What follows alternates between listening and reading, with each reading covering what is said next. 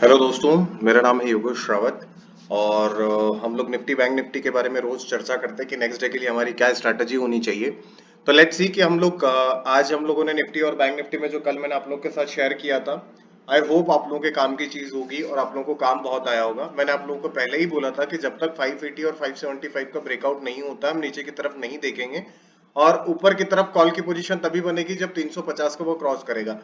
But वो नहीं कर पाया, उसी रेंज में उसने आज पूरे दिन मूव किया है और एक्सपायरी हमारा ऐसे ही निकल गया। अब अभी हम लोग वनडी की चार्ट पे हैं। अब देख लेते हैं कल कैसे कामकाज करना है निफ्टी और बैंक निफ्टी के अंदर।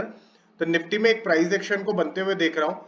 मुझे ऐसा लगता है कि यहाँ से एक प्राइस एक्शन के तौर पे मेरे हिसाब से निफ्टी को कुछ इस तरीके का जो मूवमेंट यहाँ से कैप्चर हो रहा है, अब ये मूवमेंट कुछ इस तरीके से कंटिन्यू होना चाहिए।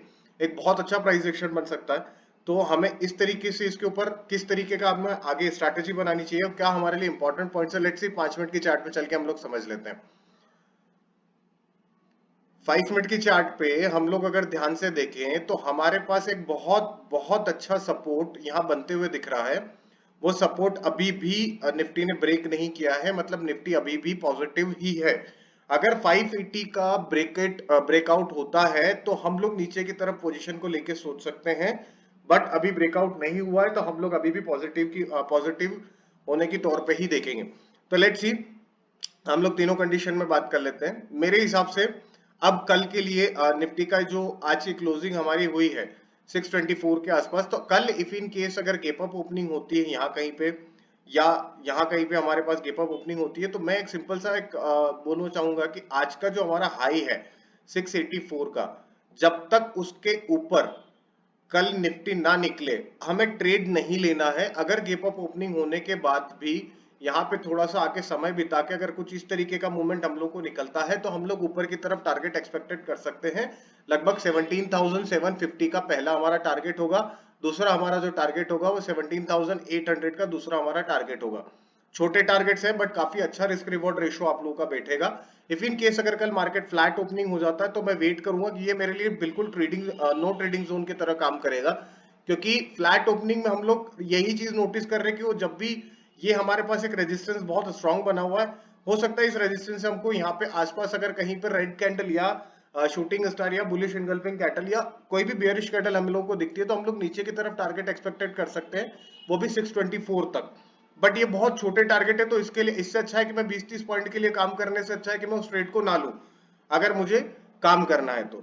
ठीक है, अगर कल कहीं गेप डाउन ओपनिंग होती है और फिर भी 580 अगर नहीं टूटता है और यहां कहीं पे अगर थोड़ा सा समय बिताते हुए निफ्टी ऊपर की तरफ जाता है, आप एग्जैक्टली 17,558 और 65 के बिटवीन एक स्टॉप लॉस मेंटेन कर सकते हो और ऊपर की तरफ अभी भी आप लगभग 17,684 तक के टारगेट एक्सपेक्टेड कर सकते हो। यही सिनेरियो कल हमको रखना है।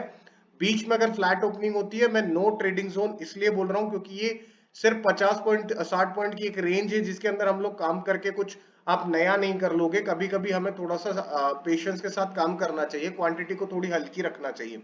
ठीक है, लेट्स सी अब बैंक निफ्टी में क्या काम करना है, बैंक निफ्टी में किस तरीके से स्ट्रैटेजी बनाना है।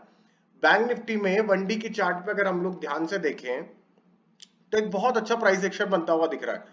मैंने आपको निफ्टी के अंदर एक प्राइस एक्शन फॉलो करते हुए देखा है। मैं अब भी ये चीज बोलता हूं कि बैंक निफ्टी निफ्टी से ज्यादा स्ट्रांग अब भी है और हम लोग हो सकता है अगर कल कहीं हमें गैप अप ओपनिंग देखने को मिल गई तो ये हमारे लिए कॉल का सिनेरियो बनेगा। और इफ इन केस अगर जब तक बैंक निफ्टी 42,000 के ऊपर है हम लोग कॉल के बारे में ही सोचेंगे, पुट के बारे में नहीं सोचेंगे। ठीक है, 5 मिनट की टाइम फ्रेम पे हम लोग जाके समझ लेते हैं कल हमको क्या स्ट्रैटेजी रखनी है तीनों सिनेरियोस पे। देखिए तीनों सिनेरियोस पे मेरे लिए बहुत सिंपल सी स्ट्रैटेजी होगी। एक सेकंड का टाइम दीजिएगा। मेरे लिए सिंपल सी स्ट्रैटेजी बहुत अच्छी होगी कि जब तक 42,000 नहीं क्रॉस करेगा मैं बिल्कुल भी पुट के बारे में नहीं सोचूंगा। क्योंकि ये अब एक बहुत स्ट्रांग सपोर्ट हो गया है। अगर इसको ब्रेक कर रहा होता तो बैंक निफ्टी ने अभी तक ब्रेक कर दिया होता और हमें नीचे की तरफ टारगेट देखने को मिल जाते, बट नहीं मिले हैं। इसका मतलब है कि हम लोग अब बैंक निफ्टी में पॉजिटिव साइड पे और अच्छे से देख सकते हैं। तो हमारे लिए सिंपल सा कल तीन सिनेरियो होंगे। आज हमें 269 यानी कि 115 के पॉइंट पॉजिटिव होके क्लोजिंग दी है। फ्लैट ओपनिंग देती है तो मैं डेफिनेटली वेट करूंगा। आज का जो हाई है वो अगर कहीं फ्लैट ओपनिंग में यहां जाके कुछ समय अगर बिताती है तो मैं ऊपर की तरफ थोड़ा सा सोचने की कोशिश करूंगा ब्रेकआउट के बाद। अगर वो हमें ब्रेकआउट मिलता है तो हमारे लिए पहला जो टारगेट होगा वो 42,480 का होगा, दूसरा टारगेट होगा 42,555 का। यहां पे आप एक बहुत सिंपल सा स्टॉप लॉस मेंटेन कर सकते हो 42,349 का, जो कि हमारे लिए बहुत छोटा स्टॉप लॉस होगा और रिस्क रिवॉर्ड रेशो काफी अच्छा होगा। दूसरी चीज, एक सिनेरियो और बनता है, अगर यहां कहीं पे ब्रेकआउट आता है इस पॉइंट के बाद तो हम लोग ऊपर की तरफ 600 तक के टारगेट भी एक्सपेक्टेड कर सकते हैं, बट बीच में हमारे लिए एक मल्टीपल रेजिस्टेंस होगा 500 के आसपास। तो हमें थोड़ा सा ध्यान से रखना होगा कि हम लोग 500 के आसपास एक बार अपनी क्वांटिटी जो है या थोड़ा प्रॉफिट हम लोग बुक कर लें और एसएल को ट्रेल करके ऊपर की तरफ हम लोग देखने दें। ठीक है। दूसरी चीज, अगर हम लोग के कहीं बहुत अच्छा गेप अप हो जाता है, राइट, या तो 370 से 370 के ऊपर गेप अप हो जाए या 370 के आसपास कहीं गेप अप हो जाए, तो मैं वेट करूंगा कि पहले मुझे यहां तक आने के बाद इस पॉइंट पे अगर आती है आज की जो हमारी क्लोजिंग है और यहां कहीं से मुझे एक हैमर या कोई बुलिश एंगल्फिंग कैंडल अगर मुझे मिलती है तो मैं ऊपर की तरफ एक अच्छे टारगेट एक्सपेक्टेड कर सकता हूं। बट अगर हम लोग की 15 मिनट की कैंडल या तो इस पॉइंट को ब्रेक कर दे तो फिर हम लोग को इस ट्रेड को थोड़ा सा छोड़ना पड़ेगा, क्योंकि आप लोगों को नीचे अब 42,100 के नीचे ही एक छोटा सा ट्रेड आप ले पाओगे, जो ट्रेड होगा 42,000 तक, यानी कि 100 पॉइंट का ट्रेड, जो थोड़ा सा रिस्की ट्रेड होगा। इससे बेटर है कि हम लोग सेफ ट्रेड की तरफ चले और कोशिश करें कि यहाँ पे आप लोग स्कैल्पिंग को थोड़ा सा स्कैल्पिंग स्ट्रैटेजी के तौर पे एक छोटा मोटा ट्रेड आप ले सकते हो। ठीक है। दूसरी चीज, अगर मान लो कहीं गैप डाउन ओपनिंग हो गई, यहां कहीं गैप डाउन हो गई या इसके नीचे हमारी कहीं गैप डाउन ओपनिंग हो गई, तो हम लोग कोशिश करेंगे कि 42,000 तक उसको आने दें। 42,000 पे अगर थोड़ा सा कहीं समय बिता लिया और ऊपर की तरफ एक प्राइस एक्शन अगर फॉलो होते हुए दिख गया तो हम लोग ऊपर की तरफ लगभग 42,281 तक के टारगेट एक्सपेक्टेड कर सकते हैं, जो कि हमारे लिए इजीली रिस्क बहुत छोटा बहुत अच्छा एक रिस्क रिवॉर्ड रेशियो मिलेगा। और स्टॉप लॉस सिर्फ और सिर्फ आपको 42,988 का स्टॉप लॉस आप रखकर ऊपर की तरफ टारगेट ले सकते हो।